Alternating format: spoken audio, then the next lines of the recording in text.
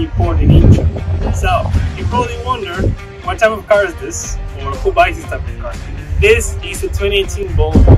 And what is particular about this car, besides its state and its shape, is that this car was particularly purchased for one reason, and that reason is dismantled.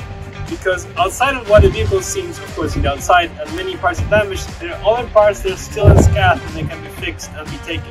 So many of the people who come to Auctionwini, since it's a really interesting trading platform, they get these type of vehicles because they can dismantle them and get the spare parts they need for different type of projects or for other type of vehicles to replace this car.